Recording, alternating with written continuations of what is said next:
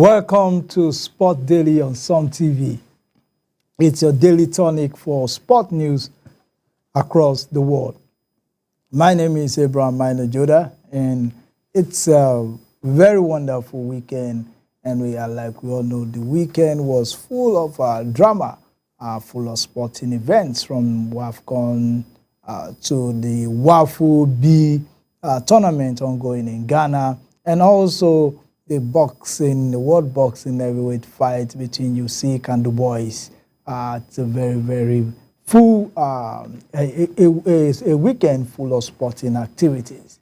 Well, let us begin today's program with the home front. Let us begin at the home front. Let us look at news making the round about players that play for Nigeria and also events that has to do with Nigeria. And we're starting, as usual, with football.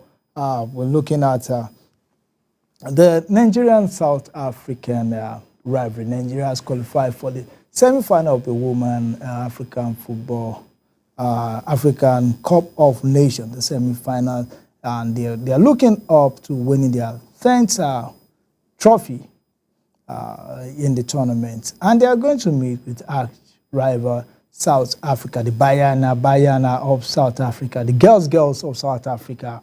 There's always this rivalry, both on social media, in football, in politics, between Nigeria and South Africa, over who is truly the giant of Africa. Well, but at the women's stage, before now, there was no rivalry between Nigeria and South Africa because Nigeria was way ahead of other countries. And in football generally, Nigeria had this rivalry with the likes of Ghana, Cameroon, and they were a illustrious footballing nation, and we shared borders with them. So the rivalry was something that was palpable and everybody could see it. But the rivalry between Ghana and Nigeria was forged through a shared common colonial history, common borders, and dramatic moments on the pitch that brought both joy and heartbreak. In contrast, the geographical distance between Nigeria and South Africa should have prevented a football rivalry, just like Nigeria don't consider Zimbabwe or Zambia rivals. But why is there always rivalry between Nigeria and South Africa? That is some of the things we'll be looking at today. Before now, South Africa was not a known country when it comes to football. But over the years, especially since they hosted the Nations Cup, African Nations Cup, in 1996, and where defending champions Nigeria withdrew because of some political impasse that followed in 1995 execution of Ken Saro-Wiwa, a right-hand activist, and the Ogoni 9 by General Sani Abacha. And Nigeria led the Super Eagles to withdraw from the 1990s African Cup of Nations in South Africa. So, a lot believe that it was the absence of Nigeria that paved way for South Africa to win their first AFCON title on home soil. Indeed, that set the pace. Nigerians and South Africa started the banter that if it wasn't for the absence of Nigeria, South Africa wouldn't have won that tournament. And that is how the rivalry started. And a lot believe that the South Africans view Nigerians in football with envy, despite having abundant resources. They can understand why Nigeria is doing so well in football. Every victory over Nigeria is celebrated widely in South Africa. While in the Women African Cup of Nations, South Africa, after years of trial, finally got a breakthrough, defeated the Super Eagles in the group stage and wrote their first ever WAFCON title. That was some years back. But ever since, Nigeria has been triumphing over South Africa. And this year, they're going to meet at the semi-final of the Women's World Cup in Morocco. This will set the pace for another exciting match between the Super Falcons and the Banyana. So we look forward to that, and I believe that will be one of the matches of the tournament for African women football. And it's a good one, bringing this excitement into football. Now, away from that, let us go to another story. The Nigeria, the WAFU B under 20 tournament. Nigeria played a goalless draw with Niger, but defeated them 4-3 on penalties. The Bameyi sealed shootout winners. Flying Eagles reached WAFU B under 24 final. And in a nerve-shredding semi-final showdown at the WAFU B under 20 championship, Nigerian Flying Eagles held their composure to edge past Niger on penalties and book their place in their finals. This is their third straight appearance in the regional decider. The Flying Eagles were made to work hard for their place in the final, with their encounter ending goalless after regulation time. And despite dominating possession and creating more chances, Liu Zubeiru's men were unable to find the breakthrough during the 90 minutes of intense action in Abidjan. And Niger, who finished second in Group B, showed great defensive discipline, frustrating the favorites and pushing the tie to a tense shootout. Nigeria, winners of Group A, stepped up when it mattered most.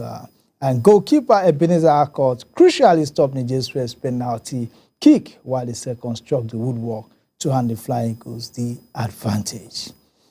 Captain Daniel Bameyi converted the decisive penalty as Nigerian triumphed 4-3 in the shootout. The Flying Eagles scored 4 of their 5 kicks, while Niger managed to convert only 3. This result ensures Nigeria's third consecutive final appearance in the regional competition. And the West African Giants have a perfect record in recent WAFU B finals, having won their last 2, including last year's 2-1 victory over Ghana. Zubeiru's side will now await the winner of the second semi-final between Cote d'Ivoire and Ghana, who top Group B and finished second in Group A respectively. Now, the Flying Eagles are now just 1 win away from claiming a third consecutive WAFU B crown and further underlining their dominance in West African youth football. So they wish the Flying Eagles all the best in the WAFU B tournament for them to win their third consecutive trophy in that tournament. That is that for the Flying Eagles. Now let us look at Nigerian players, how they're faring, the transfer news, the news around Nigerian players. Let's start with Victor Boniface. Leverkusen's Victor Boniface revealed move for Phil Saudi. Super Eagles and Bayern 0-4 Leverkusen striker Victor Oko Boniface has opened up on his failed move to Al Nassr during the January transfer window. The 24 years old joined them from Union Saint-Gilloise in 2023 and was a brilliant addition to the squad. So as it is, he's not moving from Bayern Leverkusen. He's going to stay put with the Ten Hag-led team for trophies. Before we move on, let us look at the cover page of sports paper this morning to see what is going on in the sporting world. According to the Sport Extra, we'll be looking at Sport Extra to look at the stories on the cover page of the Sport Extra. Now, going to the cover page of Sport Extra for today, we have Napoli out as Lookman awaits Inter offer. So as it is, the story on this paper on Sport Extra has it that Napoli out of the race. Lookman is awaiting offer from Inter Milan. Then this story also says, we want to keep making history. That is Ajibade, the Super Falcon player. So Nigeria wants to keep making history, and I believe they just won 2 matches away from making history. The arrival, South Africa coach defend poor Senegal display. The coach defend their poor display, blaming it on fatigue. Then one of the major stories over the weekend, Osimhen set for gala Galatasaray Medical. Osimhen has decided to sign for Galatasaray while he played on loan last season and is set for medicals this week. So a lot of football fans have been looking out for news on Victor Osimhen. There have been stories that go to Chelsea or Liverpool, Manchester United, and even Saudi Arabia. But as it stands, Galatasaray will be the one having a signature. Okay, this one's a 100% certain. Boniface rules out Leverkusen exit. So Victor Boniface has ruled out exit from Bayern Leverkusen. And then we have this story. Yamal gives Barca record shirt sales. Yamal of Barcelona has given Barca a record sales, shirt sales. That's a good one. Lamine Yamal of Barca, the young man, has proven to be one very good footballer and is also very common, very popular on social media. And I think this is one of the things that influenced this record shirt sales. Now this story has it that Blues and United owes Jackson talk. There's been rumors that the Chelsea Football Club are holding talks with Manchester United over their striker Jackson. And it's a talk that I believe if it ends well, Manchester United will be signing Jackson as one of their strikers for next season. Now, Frankfurt coach inserts a KTK exit. KTK is a career and has been something of speculations, wild speculations recently.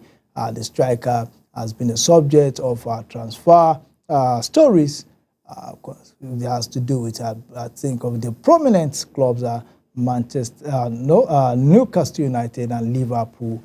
Some of the two major clubs are bidding, according to the news, bidding for his signature. So let's look at another story. We have Nwokolo defense WBA Nuga title in USA. That's a good one. Then Ezechukwu leads Nigerian sprint clean sweep. Ezechukwu, yes, sir, that's the tournament. Ezechukwu leads Nigerian sprint clean sweep. Now to this major airline that has it a lifesaver. Alozie proud of dual career as Falcons chase 10th WAFCON title. This is Nigeria's Super Falcon player, Alozie. She is a player that is also in the medical line. She's a footballer. She's also in the medical profession. That is Alozie. And she has been doing well in her profession. It's always good to see players who can multitask. So that with Alozie. She has been doing great in her profession as a technician, as a medical technician. So she not only play football, she's also a professional in her own right. So that's a very good one for Alozie there. Well, that is what we can take on that story, that will on the cover page of that newspaper. Now, quickly, let's go to transfer stories across Europe. Let's go to transfer stories across Europe. Now, we have this story that said, okay, there's this rumor coming up about, Arsenal, Manchester United, and Liverpool are all expected to bolster their attacking options before the start of the new Premier League season. It has already been a busy summer transfer window for the Gunners, with 4 new arrivals, which should soon become 5 with an official announcement for Christian Mosquera. They have also said to be closing on a final agreement with Sporting for prolific striker Victor Gyökeres, despite talk of a Manchester United hijack, in addition to eyeing a move for Eberechi Eze. Meanwhile, Liverpool are closing to wrap up a deal for Eintracht Frankfurt striker Hugo Ekitike. thus most likely bringing an end to any talk for a move for Newcastle centre forward Alexander Isak, who reportedly has been keen on swapping St. James Park for Anfield. Also, Manchester United are finalizing a deal for Bryan Mbeumo after their third offer was accepted by Brentford, and have now turned their focus to Benjamin Sesko, leaving Old Trafford. Although we have Marcus Rashford, we believe in the Old Trafford, and he's set to join Barcelona on loan. Elsewhere, Chelsea are reportedly keen on Xavi Simons, and Tottenham remain hopeful of signing Morgan Gibbs-White. So that's some of the stories on the transfer across the world. Manchester United has also made an inquiry for Francesco Pio Esposito, turned down by Inter Milan, according to Football Italia. We also have former MS Royal is also set for a switch to Besiktas in Turkey. The Tottenham right back, who currently plays for AC Milan, is due to move to Turkey on loan with an option to buy, according to Fabrizio Romano. West Ham is also close in on transfer agreement. West Ham are nearing the signing of FC Lugano's Albian Ashdari, according to Football Transfer. The Hammers have targeted a 22-year-old centre-back to strengthen their defensive ranks. He is rumoured to have a €5 million release clause in his contract at the Swiss Super League side. And again, who remembers Paul Pogba, the one-time midfield maestro who has who had some serious issues over drug abuse, but now he's back with Monaco. And he speaks, he has issued his thoughts on Marcus Rashford's pending transfer to Barcelona. Rashford has been deemed surplus to requirements at Manchester United by manager Ruben Amorim, and looks set to complete a loan move to La Liga shortly. And his former teammate Pogba has said that the situation surrounding the England international is crazy. He has played with Rashford, so he understands the kind of talent Rashford is. They are losing a great player. He said it is bad for them, but it's great for Barcelona, he said, on stream with YouTuber Show Speed. He said he went ahead to say it is not Amorim's fault, I guess. He doesn't believe it. If he doesn't believe in a player, they have to win in the end. If they don't win and don't play well, they will dismiss him. He said, I'm happy for Marcus. That is from Paul Pogba about Marcus Rashford. Well, that is that for football. Now we're going to a completely different sport. That is boxing. Over the weekend, Alexander Usyk brutally knocks out Daniel Dubois to become undisputed heavyweight champion.